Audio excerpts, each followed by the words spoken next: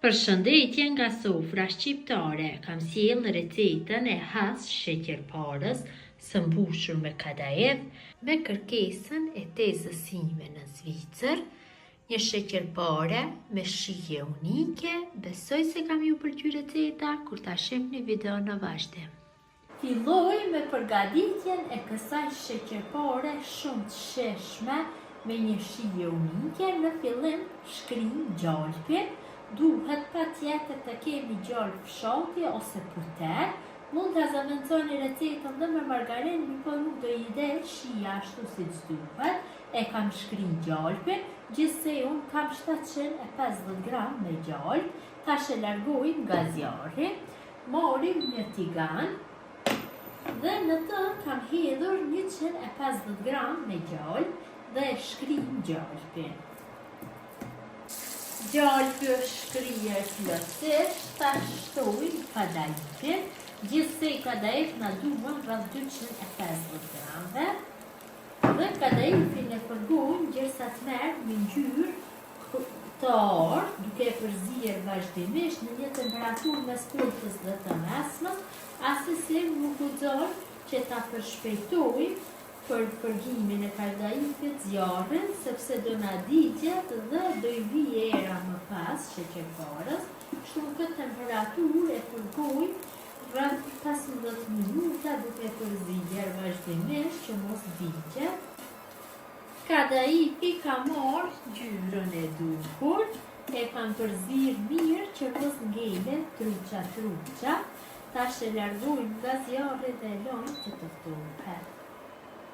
Pasi gjalpi është shkrier mirë, atëherë filloj me përgatitjen e brumit të sheqerparës. Marrim një enë dhe hedhim gjalpin, siç e kam thënë më parë, kam 750 gram me gjalp. Kështu. Mundësisht gjalpi duhet jep gjalp fshati apo puter. E shtojmë të tërën.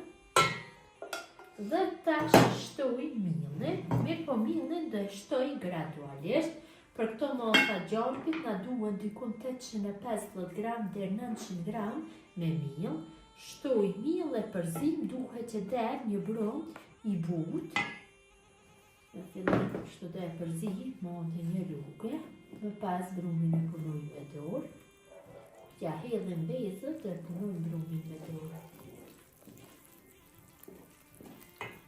Shtojmë përsëri.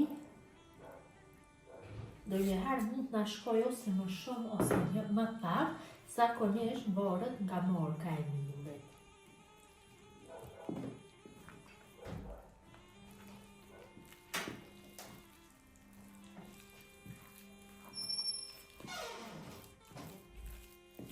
Shtojmë dhe pjesën e fundit dhe e përzim në fillim vetëm me lukë. Kam punuar brumin, tash do filloj që ta punoj brumin me dorë. Largoj brumin nga luka dhe punoj kështu, derisa milli të zhytet i tëri në gjalp. Siç e vërejmë është një brum i butë. Ambienti i llogës duhet jetë në temperaturë konstante. Kur ta përgatisim këtë sheqerpare, nuk guxon të jetë as shumë i nxehtë, as shumë i ftohtë. Kam punuar brumin, tash do ja shtoj vezën. Gjithsej vezë për këto masa të brumit na duhet një vezë plotë dhe 3 të verdha të vezës. Gjithashtu kur ta përgatitni këtë sheqerpare nuk ka nevojë që t'i hedhim pluhur përpjekje apo soda bikarbona.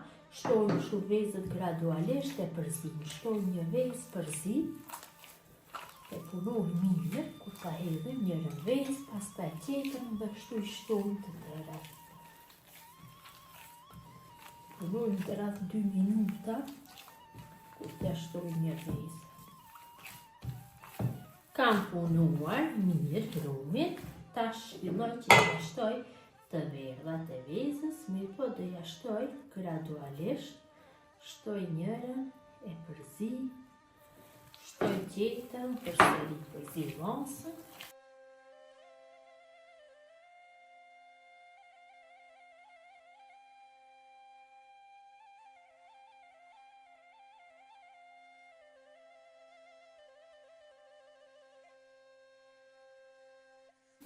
Kemi fitu një brum të butë, tash brumit ja japim formën, ja ashtu dhe kadaifi është ftohur, tash marrim brum, kështu, më të madhe si një kokërare dhe e bëjmë të lëmuar, formën rrethore, e shtypim kështu me duar.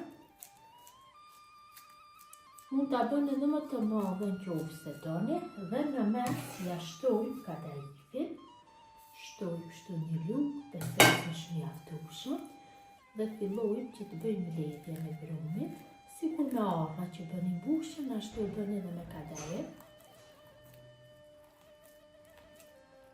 Besoj se është mirë. Tash munduhem që ja formën e rumbullakët dhe e vendosi në tepsin, tepsinën e kam lyer me vaj. Në mënyrën e njëjtë gjithë brumit ja japim formën, duke bërë mbushje në brendësi me kadaif. Kështu i shtypim, mënyra e njëjtë vazhdon tutje. Vendosim kadaifin.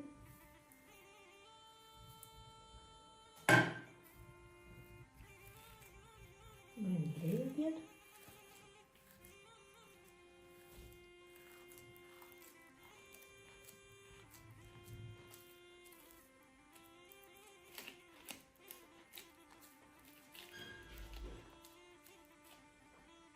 E vendosim në tepsi. Vazhdojmë tutje në mënyrën e njëjtë.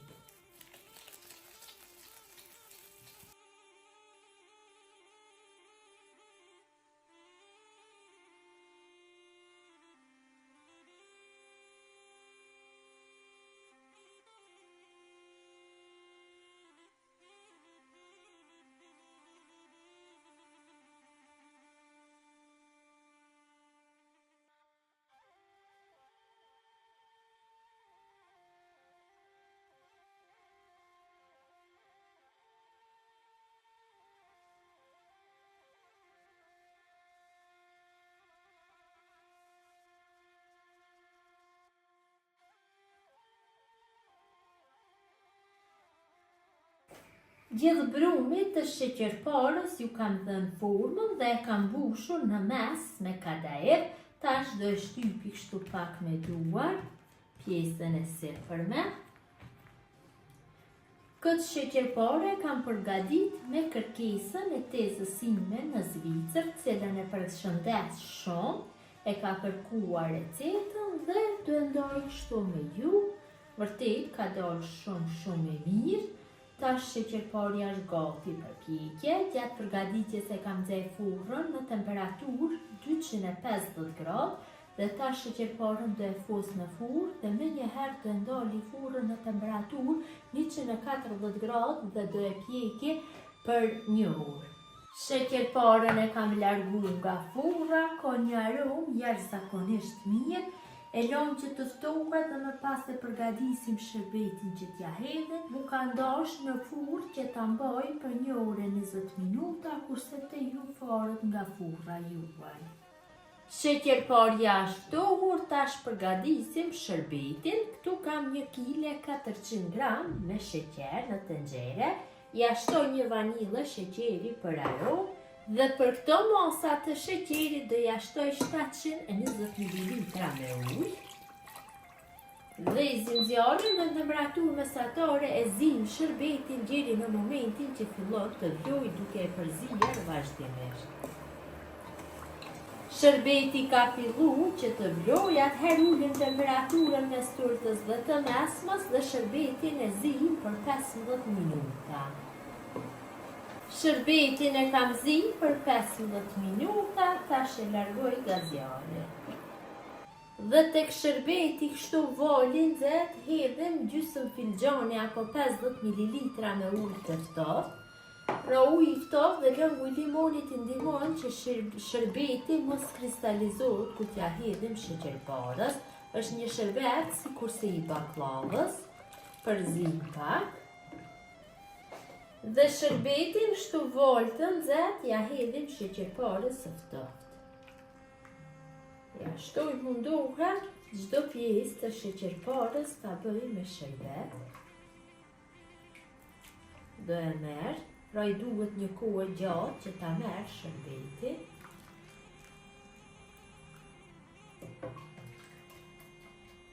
Tash në përmasa duket se shumë, po nuk është shumë, pasi që e merr, duhet që ndroj një natë që ta merr sherbeti.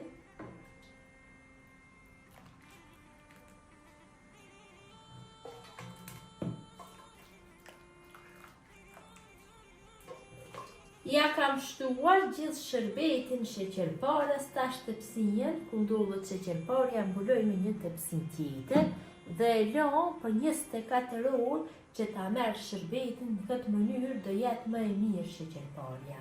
Pasi sheqerparja ka qëndruar mjaftueshëm në shërbet, kështu e mbuluar e kam lënë mund të qëndroj 2 ditë e 2 natë sepse më e mirë do bëhet. Ti largojmë ja 2 pjesë dhe ti shihni se si ka ndalë, vërtet kanë marrë një pamje shumë të mirë. Kështu, ta ndoj në mes dhe ta shihni se si ka dalë.